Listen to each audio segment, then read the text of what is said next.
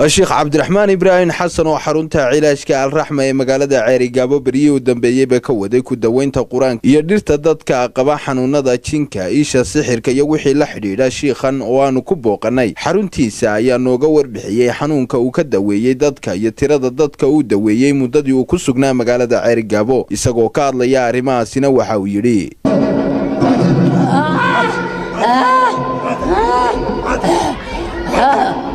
الله سحر بانو والله واحد ناق بانو يا ضبيل شنباب سبياننا امسا الملي هاي هلا سحر يا muddo 10 cashaan shaqada iyo wax weeyaan hawshan ka waday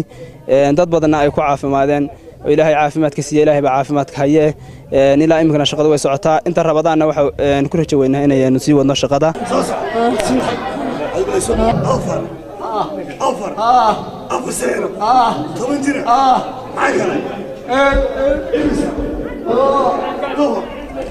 حسن صدح توجنا أفر سعر صدح حسن طويلة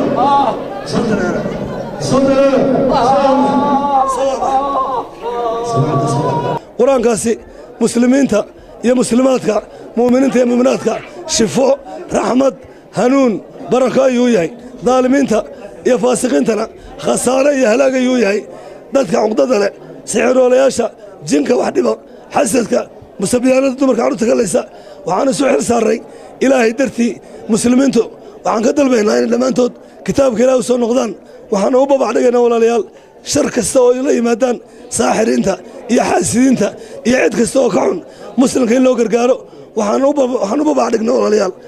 dhammaan waxa la wax xaasida ee muslimka dhibaato ku ah inaanu ka hortagno inoo kula dagaalamayna awoodda Ilaahay subhanahu wa ta'ala gargaarsanayna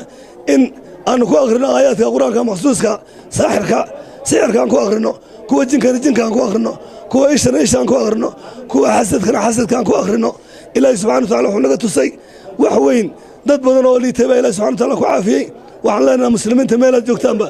afarta daafood adduunyada soo noqda Ilaahay toobadkaana isxisaabiya ma wadiisana lacag adduunku ma xidhayno في سبيل الله ما كشغلنا كار $8 قاضاء كار $10 ولا ريال واشغالها يا كرده يا مصاريف تدك شغينيا سال لازم waxaan leenahay wax adduun leedo ku xirmaayo adduunka ma sida doontan jooga kaalaya soo noqda quraanka ilaahu soo noqda ilaa 15 qof jin iyo sixir iyo il iyo xasad dadka waalwaalana mariyaha daadinay marka hore bogsaday ilaa 2500 ku dhaween dadka indala ilaa imagu xanaanaa 3 qof ilaa inaa soo celiyay dadka baaragtay curyaaminta ee sarakacay ilaa dhowr qof walaal ayagana Ilaahay baa shaafiyay annaga maaha shifadu waa min Allah qaar kamid dadka Ilaahay ku guuleeyay inay ku dawoobaan xarunta Shifa al-Rahma ee magaalada Ceerigaabo ayaa dhankooda ka hadlay sida uu daweeyay Sheekh Cabdiraxmaan Ibraahim Xasan waxaan imi anigoo xanuunsanaya maantii dibadaan ku dhacay markii la xareeyana waa ladnaaday aad iyo aad ayaan u caafimaaday 3 cishaan ku jiray markii maantii labaad waan ku ladnaa maantii 3 cisho markaan ku jiray waan ladnaa kadib waxba iga maqayno isku manaag shifada maalin walba waan imaad magacayga aniga waxaan dhahaa Saciid Umar Jaamac Jabaan baa lagu naanaysaa anigu markaan meel shifada imi waa leysiday 4 biloodna waa fadhiyay gurigay ka bixi jirin sixir baan lagu googooyay cadooba ay helay dabeetana maalmihii uu yimi wadaadku cidii ugu horeysay baan ahaa u soo gashaa isla maalintii baan aniga shaqadeeda waa dhamaystiray intii kana dihaan iyo dawooyin baan qaatay oo Faadumo Umar Axmed halkan waxaan joogay 10 casho aad baa loo fiican yahay markaan 4 casho ku jiray baan caafimaaday waan ka baxay maantana dad baan keenay alxamdulillah rabbil caalamiin dad 500 qof ka badan wadaadkaas dabiibay aad buu fiican Cabdiraxmaan Axmed